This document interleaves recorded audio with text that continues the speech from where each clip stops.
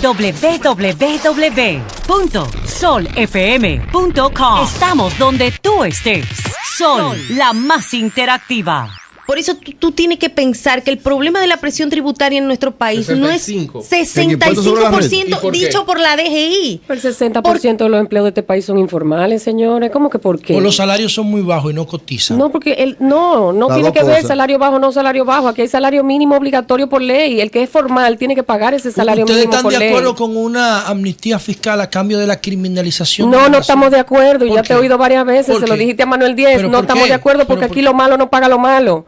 Si usted tuvo y rompió alguna ley, usted tiene que ser juzgado y llevarse eso a los tribunales. La corrupción no se perdona con una amnistía, no se perdona. Entonces, ¿ustedes están de acuerdo con una criminalización de elevación pura y simple? Es que está criminalizada, lea la ley. Bueno, pero es una cosa de voluntad. No, es una criminalización sin elevación sin está castigada consideraciones de garantismo penal. Pero es como invita al gobierno y dile eso. para la cárcel. Invita al gobierno y a las autoridades para que pero la amnistía lo que te da es un mensaje de impunidad. Hablabas del aumento en el gasto público y lo ubicabas a partir del 2005 hasta el 2011. De los ingresos. Sí, es decir, que las responsabilidades básicas son de los dos gobiernos anteriores del PLD, no del gobierno de 2004 de Hipólito Mejía, y esto te hago la pregunta por las declaraciones recientes del expresidente Leonel Fernández relacionando la crisis con esa crisis financiera del 2003. Bueno, realmente nosotros estamos tomando esos números porque vemos que a partir del 2008 ha habido un comportamiento en las finanzas públicas que se ha agravado el aumento del déficit. Esto se ocasionó, tenemos que tomar en cuenta que la crisis internacional provocó un daño a la economía dominicana. El hecho de que los precios del petróleo se incrementaran, el precio de los commodities, provocó un déficit importante en la economía. Entonces nosotros estamos utilizando esas cifras para saber que a partir del 2008 se han producido déficits en las finanzas públicas de alrededor de 50,000 millones. Y esto revela un problema estructural. Tenemos que corregir el problema estructural.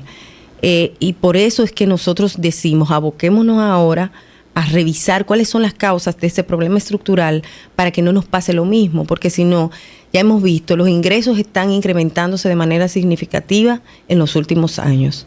Sin embargo, el déficit sigue aumentando, la presión tributaria va disminuyendo. Tenemos dos problemas que hay que revisar. El problema de la calidad del gasto, el problema del crecimiento de los sectores de la economía, ¿dónde están creciendo? ¿Quiénes son los que están creciendo? Nosotros estamos viendo que los sectores que están creciendo son aquellos que no pagan más impuestos, los que nos generan empleos. Entonces hay un problema de modelo económico. Nosotros cuando vemos la cifra, el sector agropecuario, por ejemplo, crece de manera significativa, pero no es parte de la presión tributaria. Y bueno, en ningún país lo es, pero esto crea una distorsión. Entonces hay que revisar la estructura fiscal para ver hacia dónde nos destinamos. El otro punto que a mí me parece importante que tenemos que abordar en estos momentos es que nosotros tenemos que saber cómo impulsar el desarrollo sostenido. O sea, nosotros no podemos seguir aumentando tasas tributarias porque lo que estamos haciendo es poniendo a pagar a los que siempre pagan. Lo que tenemos es que corregir y buscar que se amplíe la base de contribuyentes. Hay sectores, por ejemplo, que no están pagando, no están contribuyendo, y entonces eso es lo que provoca que la presión tributaria vaya disminuyendo. Si nosotros provocamos mayores empleos... Pero ese es un buen enfoque. Ahora Ligia no quiere que le hablen de eso. No, de impuestos no. Pero no de tasa. No, pero sin embargo... Pero de los sectores que no pagan. No, nosotros sí estamos... Si nosotros y de hecho llevamos muchos años apoyando a las autoridades para que todo mecanismo o toda política que fomente la formalización de la economía, que evite la evasión, nosotros lo vamos a apoyar. Y en ese sentido, si los impuestos que estuvieran puestos en la reforma fiscal todos fueran orientados hacia la eliminación de la evasión o hacia la formalización de la economía, nosotros estaríamos en otra posición y en otra perspectiva. Sin embargo, esa reforma completa en su totalidad lo que hace es fomentar la informalidad en la economía. O sea, si hoy por hoy tenemos informalidad, aumentos de impuestos lo que va a ir es a la informalidad. hablando de la necesidad de reorientar, de mejorar la calidad del gasto público, pero también hablando de la necesidad de mejorar los ingresos. ¿No es así, Melton Pineda? Así es. Yo pienso. Vamos con su pregunta. Puedo preguntar, ¿verdad? Nuestras invitadas tienen frío, Antonio Espaillano. Este frío está... Pero ahorita ya se calentó. Ligia Bonetti, la Ellas se calientan ahora. Ellas se calientan. Ligia Bonetti, la presidenta de la Asociación de Industria, y Cici Almanzar, vicepresidenta ejecutiva. Melton. Cuánto yo admiro sobre todo a la señora Bonetti, no por desmejorarla a usted, porque le he visto que es una mujer peleadora. Circe también. Circe también es peleadora. Circe es peleadora. Pero yo como que le está, por eso andan juntas. Le está llevando la corriente. Ustedes son muchos. Mira, decía Peña Gómez que lo que más pueden, tienen que pagar el precio de la democracia. Y yo veo que las pocas convulsiones sociales que hay aquí en República Dominicana le garantiza a ustedes la estabilidad en sus negocios. Yo no quisiera que ustedes tengan que salir huyendo para Miami como están en Venezuela. O anden en carro blindado para que no la maten. O anden en carro blindado. Es verdad que hay que ponerle mucha protección a la vivienda y hay que contratar mucha seguridad para proteger la vida hasta los hijos de ustedes. Eso hay que llevarlo, yo creo que realmente despacio. Un tanto despacio. ¿Qué se piensa? Porque si aquí hubo un gasto, entiendo yo, el país entero está asfaltado. Hay muchas vías de comunicación. Y yo escuché yo que el presidente dijo que iba a inaugurar más de 1,000 obras o 3,000 obras. ¿Quién? El presidente Leonel Fernández. Bueno, en la gestión completa, te refieres a la gestión del secretario Víctor Díaz Rúa. Víctor Díaz Rúa. Más de 3,500. Más de 3,500 obras. Sí, se inauguraron. Entonces, o sea, solamente obras hay públicas. Que buscar. Obras públicas nada más. No estoy defendiendo a nadie. Saludos para Víctor Díaz y gracias por su consejo. Que hay que buscar señor dónde está ese déficit con 150,000 millones. Sí. Hay que buscarlo, pero además hay que buscarlo que solamente Leonel había informado desde Nueva York que iba a gastar 40,000 millones en asfalto de calle, carretera y en fin. Y yo creo que realmente eso es desarrollo. A ningún municipio se le puede negar, o puede un síndico decirle que no, como un político iba a decir que no aceptaran el asfalto a esas calles. Y ese tipo de inversiones yo creo que hay que tomarla en cuenta, y si sumamos y pasamos raya, entonces el déficit realmente va a bajar. Los extremismos de que vamos a someter, ministro, porque se le echaron todo en los bolsillos. Ministro, hable concreto.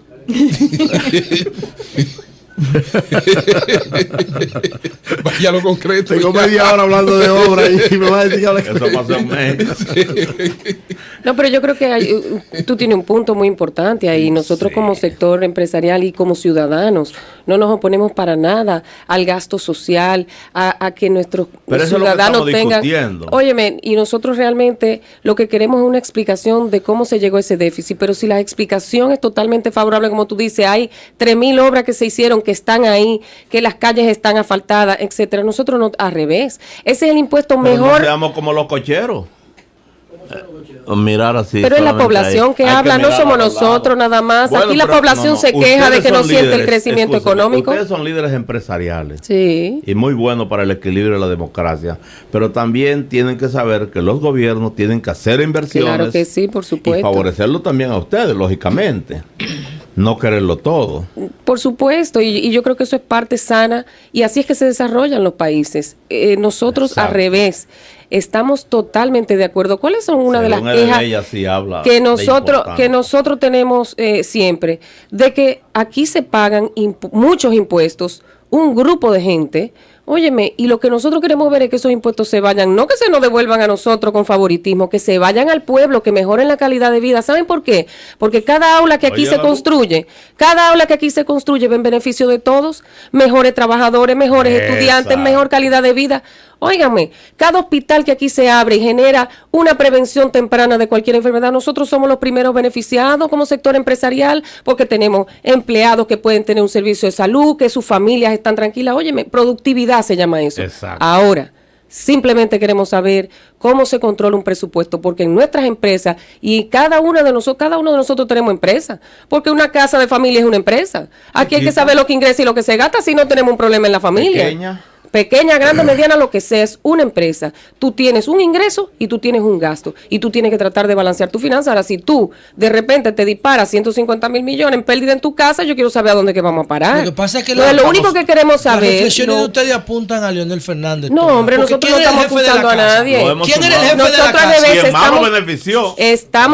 Estamos en la mejor disposición de entender qué fue lo que pasó, pero lo que queremos ni siquiera es juzgar el pasado. Lo que queremos es que esto no vuelva a suceder. Si las finanzas y los presupuestos de la nación están hechos basados en unos números de ingreso y egreso, y estamos convencidos, tal y como decía Circe, que esos números que se plasman en el presupuesto de una nación para un año están correctamente hechos, y en ese sentido los ingresos no pueden crecer un 35% o un 25% y la economía crecer un 5%, es irracional entender eso.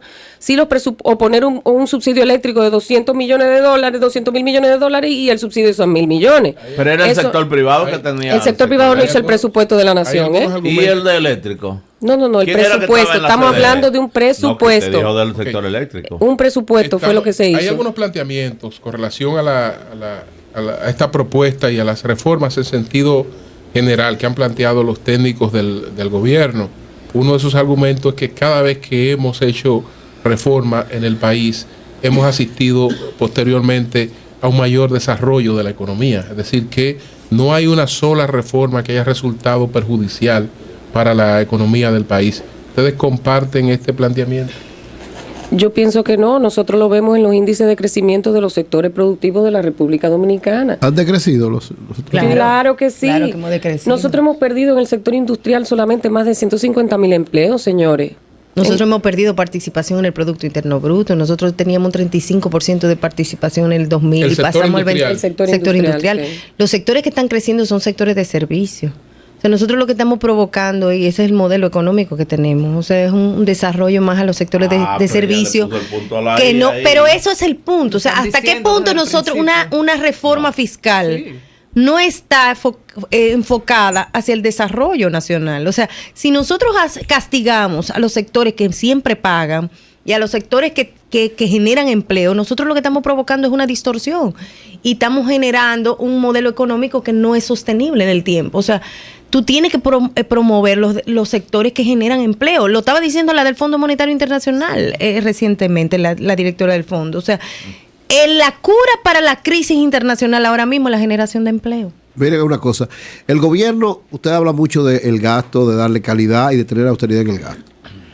El gobierno ha dado muestra de eso. O sea, el gobierno ha dado muestra, incluso se comprometió. Le está pidiendo el 2.2% a usted, a la sociedad que aporte, pero él dice que él entre 1.8 y 2.2 también lo va a recanalizar, o a reorientar, o a darle calidad. Decía que va a bajar alrededor de 40,000 millones, o a reorientar lo que tiene que ver con la inversión pública. De golpe y porrazo eliminó 600 subsecretarios, viene ahora el servicio exterior. Es decir, el gobierno ha dado pasos concretos, específicos, de que quiere de verdad la inquietud del gasto de parte de ustedes. Entonces, ustedes viendo eso, ¿no deberían tener un poquito de conciencia en el sentido de que República Dominicana es uno de los países que tiene uno de los más bajos, una de las más bajas presión tributaria de América Latina? El promedio está en 22 y nosotros estamos en 13. O sea, no debería haber una correspondencia en ese espíritu de que, ok, vamos al gasto, pero también vamos al ingreso. Mira, yo creo que dos cosas muy, muy importantes. Sí, tú tienes razón. El gobierno de Danilo Medina ha dado señales de que primero cree en el diálogo, cree en la búsqueda de consenso, cree en la búsqueda de soluciones, recibió lo que tiene en sus manos ahora, entonces está en la mejor posición para tratar de encontrar una solución. Eso es cierto, y por eso estamos dialogando, y por eso no pasamos el fin de semana trabajando, y por eso hemos dedicado el tiempo para tratar de encontrar la solución. Ahora bien, la realidad es que si nosotros como país, y yo vuelvo y digo, señores, hay que pensar a futuro, nosotros no podemos pensar en el pasado. ¿Cómo nosotros logramos que nuestros gobiernos hagan un presupuesto y lo cumplan? Y si van a tener un déficit, no se sobrepasen ese déficit. ¿Cómo nosotros logramos eso si no es exigiendo que se trate de plasmar leyes normativas o acuerdos que nos permitan que esto no pase de nuevo? Es algo tan sencillo como eso. Circe, vámonos al escenario en el que tengamos que tener una reforma fiscal que el empresariado no la respalda. Entonces no hemos tenido un pacto fiscal en la República Dominicana sino sencillamente el gobierno ha hecho unas propuestas, la ha enviado al Congreso y esas propuestas se van a aprobar de espaldas al criterio del sector empresarial. El mensaje que estamos enviando a la comunidad internacional, a los inversores, no es de que este es un país similar a lo que está ocurriendo en Venezuela, donde tenemos por una parte un sector privado buscando la primera oportunidad para irse a otro lado. Mira, yo antes de pasar a tu pregunta, yo quiero referirme a lo que decía Eury. Nosotros tenemos una presión tributaria baja por dos razones. Uno, porque nosotros no estamos incluyendo en el cálculo de la presión tributaria una serie de impuestos o de tasas que se pagan. Si nosotros, dicho por la DGI en un informe reciente elaborado por esa institución, agregamos la seguridad social, nuestra presión tributaria sería de alrededor de 17%. O sea, y eso es comparándonos pera con pera. O sea, todos los países incluyen la seguridad social dentro de su presión tributaria y dentro de su gasto. Todavía también. estamos por debajo del promedio. Pero bueno, Incluido y el eso. otro punto es que nosotros tenemos más de un 50% de informalidad. Al tener un 50% de informalidad, la presión tributaria es baja. Entonces, si el que paga es, tú le quitas ese 50%, te estaría con una presión tributaria del doble para los sectores que pagan. Para el sector industrial Hay un impuesto a la solamente. informalidad ahora. Para el, En la reforma. no, no es un impuesto, monotributo, es eso un no es monotributo. Bueno, monotributo, algo es algo, empezamos por Pero algo. nosotros, por ejemplo, en el sector industrial, la presión tributaria es de 34.7%. 34.7%. ¿En el sector industrial? En el sector 34. industrial. 34. Eso no es ¿Cómo se demasiado. explica eso? ¿Cómo así? Explica. Porque es el sector que más paga. O sea, nosotros tenemos, por ejemplo, el sector industrial paga todos los impuestos. Y además de que es retenedor de impuestos. ¿No recibe incentivos, El único exenciones, subsidios? No, el sector industrial lo que tiene es básicamente una posposición del pago del ITEVI, que no es un incentivo. O sea, pero eso ya es otro tema. Te pregunta- Es otro tema porque ahí ustedes se benefician. No, pero eso no es un beneficio. El tema del ITEVI lo hemos demostrado. O sea, cuando en ningún país el sector productivo paga antes de iniciar su proceso productivo. Eso es lo que hemos planteado. O sea, tú pagas al momento de la venta porque eso descapitaliza a cualquier pero eso es un- productor.